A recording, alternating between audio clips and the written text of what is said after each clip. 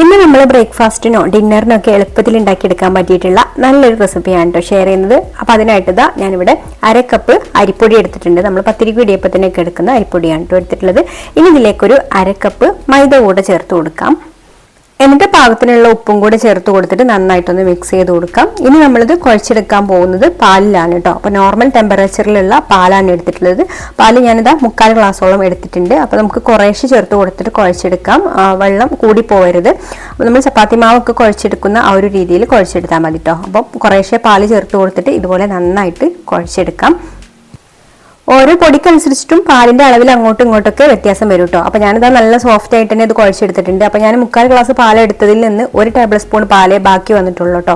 ബാക്കി പാലൊക്കെ ഇതിലേക്ക് ചേർത്തിട്ടുണ്ട്. അപ്പോൾ അതുപോലെ നല്ല സോഫ്റ്റ് ആയിട്ട് കുഴച്ചെടുത്തിട്ടുണ്ട്.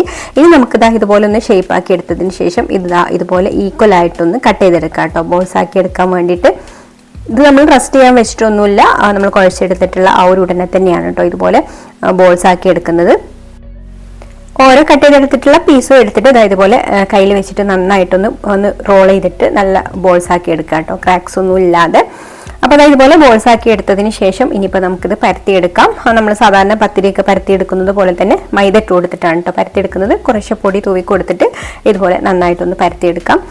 ഒരുപാട് കനം കുറച്ചിട്ട് പരത്തിയെടുക്കേണ്ട, നല്ല ചെറുതായിട്ടൊരു തിക്കായിട്ട് പരത്തിയെടുക്കുകയാണെങ്കിൽ നമുക്കിത് നന്നായിട്ട് പൊങ്ങി വരും കേട്ടോ. അപ്പോൾ നിങ്ങൾക്ക് ഇഷ്ടത്തിനനുസരിച്ചിട്ട് കട്ടി ഒരുപാട് വേണ്ടാന്നുണ്ടെങ്കിൽ കട്ടി കുറച്ചിട്ട് നമ്മൾ ചപ്പാത്തിയൊക്കെ പരത്തിയെടുക്കുന്നത് പോലെ തന്നെ പരത്തിയെടുത്താൽ മതി. അതുപോലെ വലുപ്പം ഒക്കെ നിങ്ങളുടെ ഇഷ്ടത്തിന് ആക്കിയെടുക്കാം കേട്ടോ. നമ്മൾ ഉരുളയുടെ വലുപ്പത്തിനനുസരിച്ചിട്ടാണ് നമ്മളിത് പരത്തിയെടുക്കുന്നത്. സാധാരണ ഒരു പത്തിരിയുടെ വലുപ്പത്തിലാണ് കേട്ടോ ഞാനിപ്പോൾ ഇവിടെ പരത്തിയെടുക്കുന്നത്. അപ്പോൾ ഇതുപോലെ പരത്തിയെടുത്തതിന് ശേഷം ഇനി നല്ല ചൂടായിട്ടുള്ള പാനിലേക്ക് വെച്ച് കൊടുത്തിട്ട് നമുക്കിത് ചുട്ടെടുക്കാം.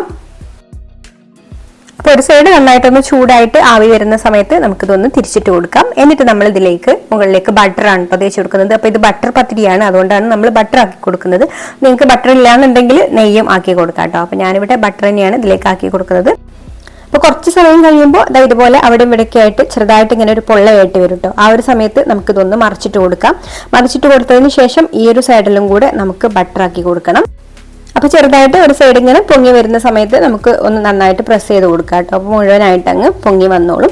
അപ്പോൾ ഇതുപോലെ നമുക്ക് ബാക്കിയുള്ളതെല്ലാം ചുട്ടെടുക്കാം. അപ്പോൾ ഇത്രയേ ഉള്ളൂ, നമ്മുടെ ബട്ടർ പത്തിരി ഇവിടെ റെഡി ആയിട്ടുണ്ട്. അപ്പോൾ ഏതിൻ്റെ കൂടെ വേണമെന്നുണ്ടെങ്കിലും ഇത് നല്ല കോമ്പിനേഷനാണ് കേട്ടോ. ബീഫോ ചിക്കനോ അല്ലെങ്കിൽ എഗ് കറിയോ ഒക്കെ ഉണ്ടെങ്കിൽ നല്ല കോമ്പിനേഷനാണ്. ഇനിയിപ്പോൾ വെറുതെ കഴിക്കാനാണെന്നുണ്ടെങ്കിലും നല്ല ടേസ്റ്റ് തന്നെയാണ് കേട്ടോ. നമ്മൾ ബട്ടർ റൊട്ടിയൊക്കെ കഴിക്കുന്ന ആ ഒരു ടേസ്റ്റ് തന്നെയാണ്.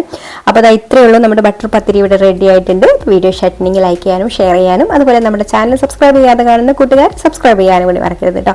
അപ്പോൾ ഇനി മറ്റൊരു നല്ല റെസിപ്പിയുമായിട്ട് അടുത്ത വീഡിയോയിൽ കാണാം. Thank you for watching.